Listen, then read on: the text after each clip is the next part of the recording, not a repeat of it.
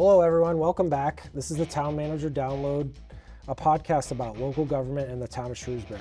Today's episode is part 2 of our 2-part series covering the 2030 Shrewsbury Strategic Plan and Process Improvement. We are joined today by Julie Tierney, the town's Business System Analyst, to talk about process improvement and agile management in a little bit. I'm Kevin Mizikar, Town Manager of the town of Shrewsbury, and as always, I'm joined by Principal Department Assistant Taylor Galusha. Welcome, Taylor. What's up? Welcome, Julie. Julie's here too. Thanks for Great to having have me. you. I'm super Core excited member to of- be here. Core member of Team TM, as we call ourselves, the Town Manager's Office. So in part 1 of this 2-part episode, we talked about planning and the content of Shrewsbury's 2030 strategic plan. So if you haven't listened, I encourage you to hop back one episode and because in this episode, we're really going to build from there. At the end of the last episode, we talked about how long it took us to develop the strategic plan and how important it was to go through that robust community engagement, but we can't just let it sit on the shelf. We've really got to move it forward, put our money where our mouth is, and take this plan on and drive towards that vision for the community that's been set for 2030 and beyond. So we're going to talk about implementation a little bit more. I think it's really important that folks get to know all our guests a little bit, Julie. So you are probably the least traditional local government employee that we've had. Thank you for that. on the show thus far. So you win that award. Okay. It's subject to be removed and given to someone else. But why don't you tell us about your career path, when you came to the town of Shrewsbury, how local government is, how long you've been with the town, kind of all those things. Tell us a little bit about yourself. Sure, happy to give you the background. I think it's a fairly unusual path, I think, in terms of local government. So for my whole career, I've been in the consumer electronics industry. And I say whole career, people are like, how long is that? 2 years, 3 years? It's like 28, 29 years.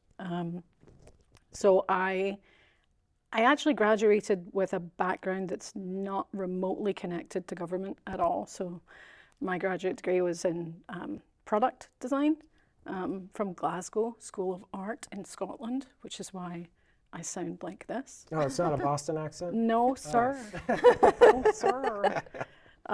Just clarifying for my mom, she listens. You're wicked smart. So I graduated in Scotland and then went to work for IBM, who were local in Scotland. So went to work for Big Blue, as they call it. And that was a wonderful place to learn about product design, development, how a business runs, how you build things to satisfy customers, and really, the whole machine. And it was such a great way to learn. And I got to travel the world with IBM, which was lovely, from Scotland to Asia, to Europe, to the US. And then quickly, I was offered an international assignment to the US. So I hopped on a plane and came to the US in Raleigh, North Carolina, which was their headquarters there for IBM, and did the same thing, but just in a different location with different people. And, kind of stepped up through the ranks to, manager and eventually director. And then I had 2 children. Well, then I didn't have 2 at the same time. That would be a feat, wouldn't it? I had my first Some people child. do that. Some people do. Yeah. They do. I was fortunate to have them one at a time. And then I decided at that point there was so much travel involved in my role that I was looking for something with less travel. And I got recruited from IBM by Bose Corporation and made my way from the south to the north, which people tell me is the wrong direction to be going, apparently, but I don't agree. And so I really fell in love with Boston and the Northeast, and in fact it felt much closer to home for me, not just geographically, but actually just the way people are. It's a big city, it's more dynamic, it's people are straight shooters, they there's it's just more straightforward. So Yeah. I moved here, and I moved directly to the town of Shrewsbury after a very rigorous search Interesting. of all the other surrounding towns, including, I could name them all. Yeah. Yeah. Oh, we don't want to shame them. No, we don't. And so I really, really fell in love with Shrewsbury. It had a lot to offer. Felt like a great place to raise a young family, and good schools, low crime, beautiful environment, close to the beach, close to the mountains. So, yeah, my very first place was in Lantern Lane in Shrewsbury. How about And that? yeah, lived there for quite a while, 15 years, and then just recently moved, but still in Shrewsbury. It's another part. Nice. Yeah, I have never worked for a government before. Yeah. So you found your way from Bowes Yeah, to the Shrew yes, to the Bury. to the Bury. So tell us about that. Yeah, so with my role at Bowes, I was supporting one of their kind of incubation divisions. So as a director for that department, they were going through a lot of strategic changes, and they decided to reduce their staffing Sure. by a substantial amount. And as a result, I was part of that letting go period of a lot of staff, me and all of the people that were supporting that business unit. And that was quite a shock after 15 years, but it gave me a lot of, so they were a wonderful company to deal with, and they're a great employer and stuff, but it gave me a lot of time to really think about what I wanted to do and what was next for me. And so I knew that I didn't want to just jump from the same role with another company, because I felt like after 28 years of being in the same field, it was time for a complete change. I also knew that I had sacrificed a lot in terms of the time and effort that these senior roles often require, as you probably know yourself, right? You might not make all the games or the practices. You're not there for things that you should be with your family. And I decided that I wanted to really capture the time that I had left with my kids. They're both teens. They need you more than they think they do. Don't tell them that. And so I wanted to find somewhere that I could strike that right balance. And I wanted to honestly do more local than global. I felt like I could have maybe more of an impact with the skills that I had acquired throughout my career. So I started looking locally, and I actually applied for a temp role at the town, and I thought it would be a great way to test out whether I, liked the town and whether the town could use my skills, and be a good way to look at it. And part of the interview process, it became kind of clear that We weren't going to let you do that. Let's cut to the chase. there were other opportunities that I honestly had just skimmed over. Sure. And I'm really thankful that you guys were like, why don't you take another look at that? And even just in the conversation, so the role itself, right, which is the business systems analyst, I had thought was going to be highly technical when I first read the JD, the job description for it. And in talking with you and the IT department and the rest of the team that were on the interview panel, it was more like change management, which I've done a lot of in my 28 years. And so you guys put my mind at ease that it was less highly technical in terms of IT-based systems, and more generalist, which is definitely the skill set that I could apply. So I thought, why not give it a go? Yeah. And here I am, 7.5 months later. Something like that. And now we're desk buddies. We are, Taylor, and I cannot thank we eat you. candy together and English muffins. We do. We It all do. comes out. I'm going to have her drinking tea in no time. So I want to get into, we're going to tie this into the strategic plan, but your time with the town, beyond sharing candy with Taylor, has dovetailed really well with us putting the strategic plan in place. So you've done a lot of kind of digging, investigating.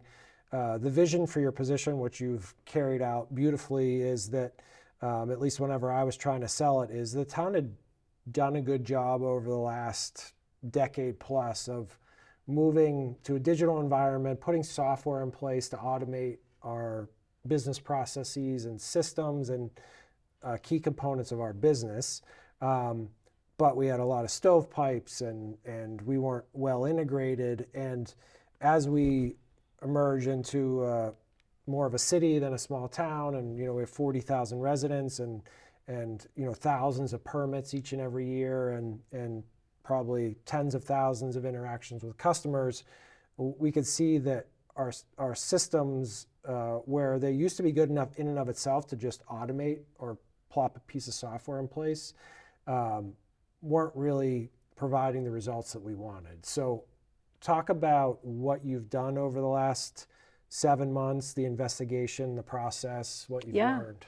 It was, sure. It was, I have to say, a really great way of actually coming on board here at the town, because I got to kind of round robin with every department, right? Everything from how does your water and sewer work to how do the schools function? How does the electric company work? How, police or fire?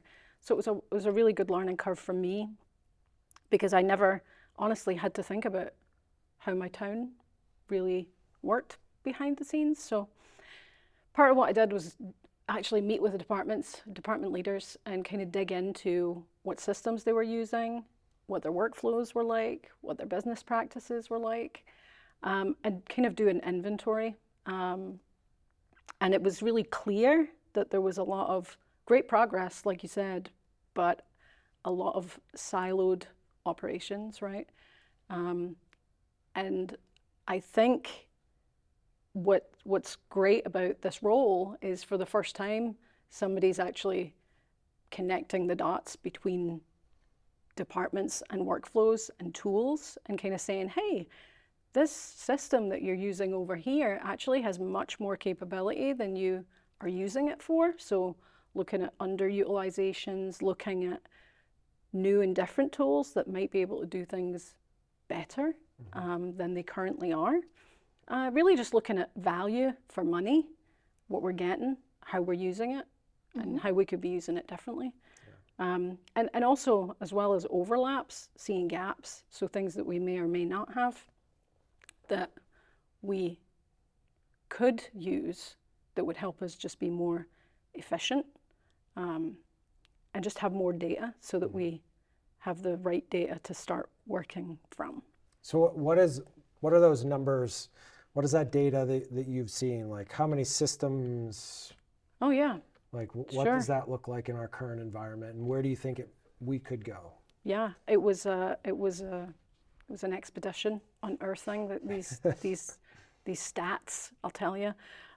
So we have over 50 different software types within the town, at a cost of annually of about 1.4, close to $1.5 million, just in ongoing maintenance, software support fees.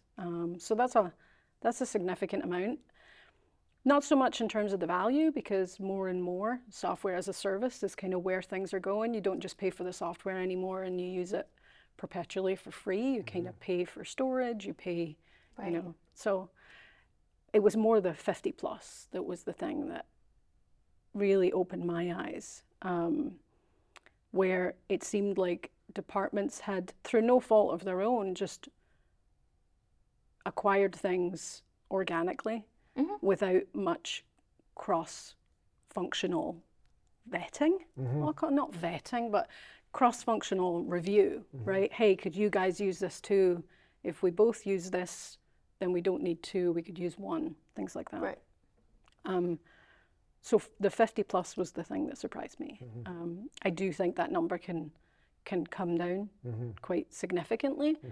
I don't have a optimal target, but certainly substantially down from 50 to something smaller. And I think what I've learned throughout this process too is that we haven't necessarily asked the right questions, right? So you would think in some instances it is true that, you know, the fire department couldn't use the police department system, or, you know, why would a building permit system also be able to be used for dog licensing, right? So you need, is one of the things that I was excited about getting funding for this position for town meeting, is really having that dedicated resource to ask the right questions and take the time to think about it, because I didn't know it was $1.5 million. You know, I didn't know that the number was 50. I just, you know, collectively we all knew as a leadership team that we had a lot out there, and that even the individuals, departments who are the key users of software systems knew that they weren't getting the most out of it. Even, you know, so the building, for instance, you know, the building inspector's office and the building permit system, they wanted to make changes, and we couldn't bring those to fruition. Or the key financial team in our accounting and financial management software was always frustrated by some aspect of the software that we're using. So having a dedicated resource to put that there, but we learned so much more by asking the questions that, you know, you've enabled us to ask and look at it.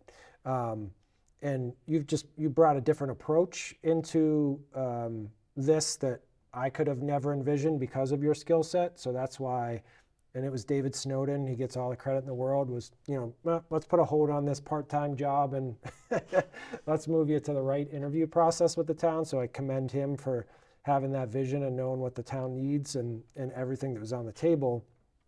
But we have to do this, we're gonna have to do this time and time again, and in different ways and manners as we implement the strategic plan. So you took software on as kind of the test of, you know, business process, or the thing that we need to work on. But with the strategic plan and our business practices and our systems, I think we're gonna have to do this time and time and time again. But you were very successful in doing that on a really short time frame. And you and I have talked a lot about the approach that you've used, that you've used agile management techniques throughout your career, and you have certifications and skill levels. So I feel very humble just kind of thinking about agile management and how it could work for the town of Shrewsbury, you know, and you have a lot more knowledge of that. So we have the strategic plan, and it has the Which is great, by the way. I came in just as you guys were like wrapping it up and minting it. And it's fantastic. Yeah. So we have those 5 outcome areas, and we want to really drive change. And we want to drive change by supporting departments and really helping them tackle their challenges they have with internal business processes and the external ways, program services that they provide to residents. So what is your thought, like how did you take on your first project, and how do you think we can benefit from that system thinking as we look at the strategic plan? Yeah, Agile is really just a methodology, right? It's a way of thinking about and so it really stems from the software world, which I have experience in my previous career. And it's really a methodology of continuous improvement, right? And it's learning by doing, not like some other methodologies like Lean Six Sigma, right? Where it's more methodical, paper-based, you know, you think it all out ahead of time, heavy documentation, and you run. Agile is much more learn by doing. Shorter time, people empowerment, tackling the problem, chunking it down to bite-sized pieces that you can make real progress on quickly. Or sprints, as they're called in the agile world, right? And that's really the approach that I took with the software. Was, I mean, I kind of came in thinking, how do you start? And you basically start with one department at a time, right? You build your findings, and then you create your hypothesis as you go, and you test that hypothesis by connecting back with the people involved, right? So it's really about team connection. It's about iteration, plan, do, check, adjust, plan, do, check, adjust. And you just keep cycling through that. and creating value at the end of the day. Because if you're not, then you're doing something wrong. Yeah. And I mean, I think the value that you showed through the first project is really beyond what we could have expected. And when you're going through that, I know that you were looking at software, but you were also thinking about how that worked, like how departments were going about their business, where things connected and where things different. And I think my honest look at that from what you've provided is that we have to maybe even take a step back to pre-software environment, make sure we have business processes and practices in place to work on. Yes.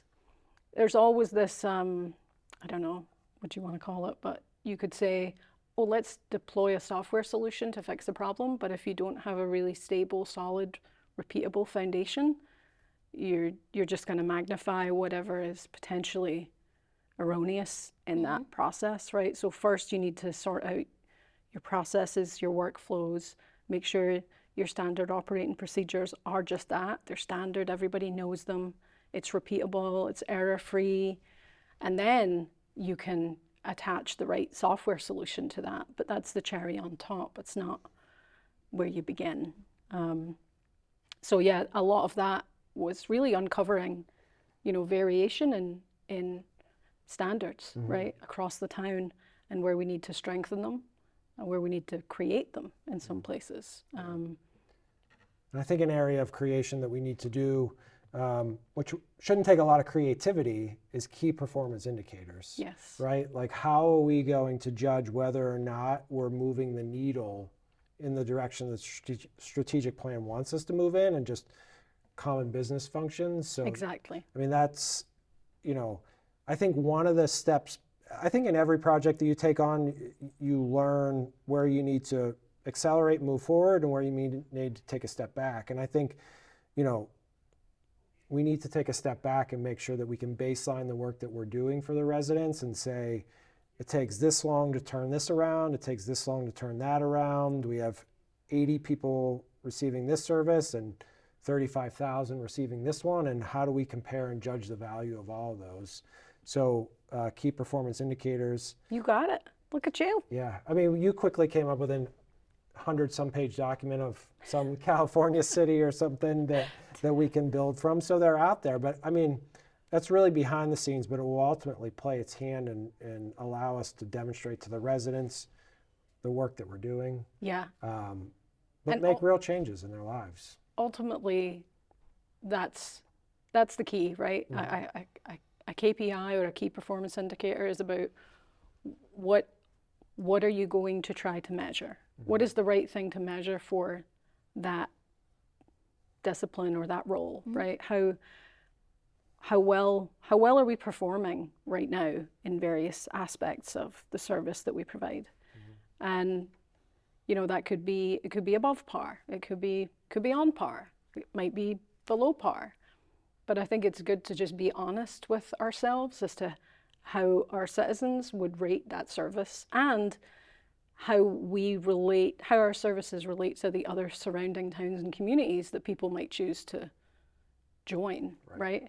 And so once you know what it is that you should be measuring, then you can start to baseline the measurement and plan progressive improvement from there. And the wonderful thing about having KPIs at the global level, which you guys have done, I think with the strategic plan, you've shown the North Star, you've given a long-ish ramp up to get there by 2030. But if you just take one of those, like exceptional, becoming an exceptional town means that you know that you're exceptional, right? You gotta be able to measure how you compare. Right, walk the walk. Yes. Yeah. And so you guys have set up a wonderful framework that I think everything needs to ladder up to. And just having that level of transparency and visibility back to the community will be great for them to know where they can expect to see improvements, and where we can all pat ourselves on the back as a community of where we're doing great. Yeah, and I look forward to, taking things in smaller bites maybe than I would have thought about previously, and really, you know, I think the benefit will be not, if we fail, we'll fail little, right? And when we grow, we can grow iteratively and put the right plan in place. And I think that's really important in local government, because local government is so risk averse because all of our activities are so public that we don't, I mean, no one wants to fail, let alone do you want to fail and know that you're going to be in the paper about it, right? Right. So, and I've never worked in the private sector, but I know that businesses that take risks often fail, but like if they fail small, you know, there's even less likelihood that anyone's going to find out about it, right? Because, you know, you don't want iPhone, you know, 15X to come out and just be a complete disaster. So you make all these little changes from iPhone 14 to 15 and beyond, so you don't fail big, right? And but the pressure is always on local government to never fail at all, and I don't think that's healthy either. We need to find ways to improve. We want to focus on things like yard waste and how can we make it better? How can we make, you know, all of our services better? DPW is literally not in a humanly invasive way, but in an otherwise invasive way in everyone's home each and every day. We're putting water there, we're taking sewage out, you know, we're providing electricity to it. So our connection to the community is really deep, and when we make changes, we want to make sure that they're sound. But we do want to continue to move the town forward. So Yep. That's the great thing, I think, about the Agile principle, which is it's iterative, right? So you might pilot a different way of doing something, and you're going to check back in with your constituents, right, and get that real-time feedback about how they're perceiving it, right? So that you can, if, like you said, if it's failing or it's not working for them, then you fix what's not working, right? So it really is a partnership with your customer at the end of the day. we need their feedback. Yes. Yep.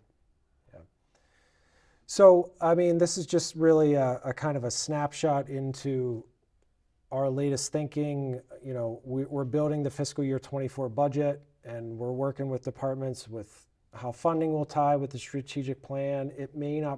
Funding may not play an outsized role because we have a lot of that internal facing things and setting up KPIs and things like that throughout the course of the department, narrowing that software footprint and making our internal operations even more efficient.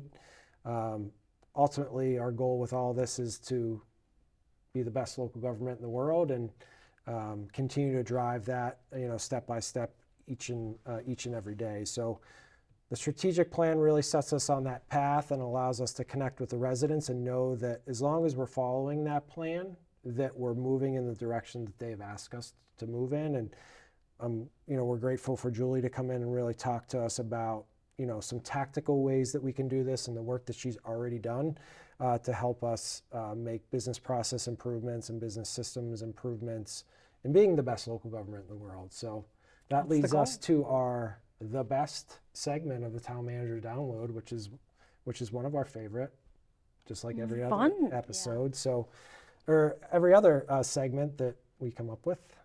To toot our own horn. So, so the best. What's on the table for the best today, Shrewsbury? Well, I remember. You just call me Shrewsbury. I almost called you Shrewsbury. Yeah. I remember. Maybe we should just call you that. We already have Shrew the bear. What's the bear's name? Barry. Yeah. Barry, the Shrewsbury bear. Yeah, the little DPW mascot. Right. Yes. Yeah. We'll save that name for him. We'll call you Taylor. How about that? That works. Okay, we'll call you I think my mom would prefer that. I thought of this one because we've always talked about different like traditions that we have with our families. So I wanted to see what everyone's favorite or the best tradition they have with their family. That's a really good question. It is a good question. It's the best question. Oh God, being Scottish, we have so yeah, many. exactly. We have I don't even know which one to pick. Oh no. Yeah, we've got a few. I would say the New Year's tradition is our pièce de résistance. Okay. Tell us about that. It's a lot of work. So historically, you know, and again, this is in Scotland, but I've carried it with me for my life because I remember my mother cleaning like a maniac before we would call it the bells, right, before the stroke of midnight. Okay. And your house has to be spotless, immaculately clean, because apparently if it's not clean at midnight, it won't be clear for the rest of the year. So my kids know not to come near me on the eve of New Year's, because they will just be assigned a cleaning project. Right. So we got to clean. And then at the stroke of 12, you have to do 3 things. Number 1, you have to have a drink in your hand. You have to have silver coins in your pocket. And you have to have something to eat. And that basically symbolizes that you'll always have food and water. And you have to turn the money over at 12 o'clock. So you'll continuously have, your finances will be flowing throughout the year. As well as that, you have to open 2 areas of the house, so like a door or a window, kind of opposing To the outside. to the outside Okay. at midnight. So there's a lot going on at this stroke of 12. And that's to let the old year out, and you kind of talk about the things that happened that year. Maybe some people passed, or maybe you had wonderful, babies were born, or, new careers, or graduations, or wonderful things. And then you talk about your what you hope for the year ahead. So you kind of see the old year out and you greet the new year in. Interesting. So there's a lot going on. That is a lot. That's a heck of a minute. It sure is. It sure is. And it's a heck of a Mad day dash. in the run up Yeah. to it. Right. So your kids are never around on New Year's Eve day then? Because No, be cleaning? they love it. Okay. They do love it. That's awesome. Good. It's my turn. Yeah, it's your turn. Okay. What do you think? This is a newer tradition in my family, but the last 5 years, the day after Thanksgiving, we go out to breakfast at this diner in my hometown. We get up pretty early. We'll go at 8:30. I We'll love go out that. to breakfast together after we've all spent dinner together the Yep. night, or dunch as we call it, because we eat at 3 o'clock or 2 Brunch. o'clock. We'll go out to get diner breakfast at it's Bob's back in Connecticut. Nice. I'll give them a shout out. Bob's That's in Connecticut awesome. right there. Bob's Diner. Yeah.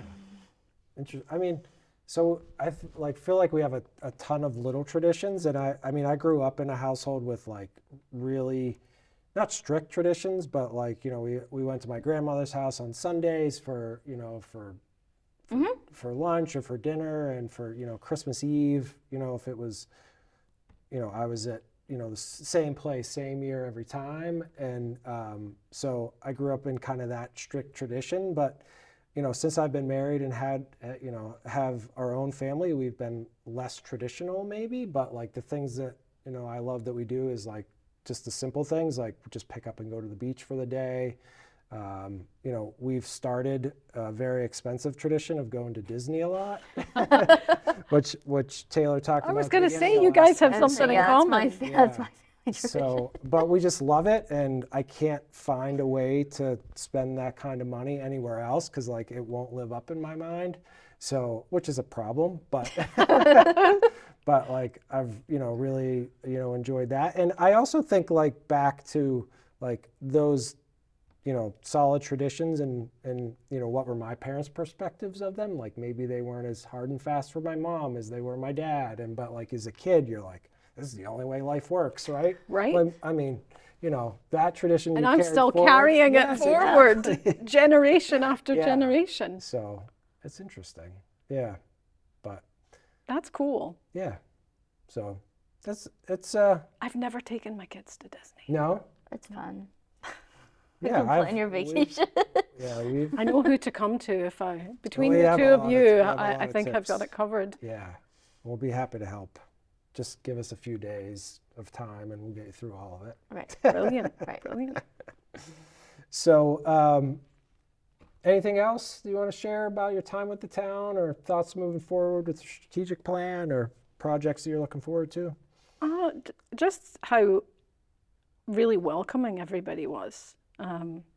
It was a really nice kind of personal introduction from everybody, which I guess from the world that I came from, it can sometimes seem a little impersonal and this was a really stark contrast to that, and just having a good roomie like Taylor here to be able to bug her and ask questions. And you guys, everybody's just been so nice. It's a really great team.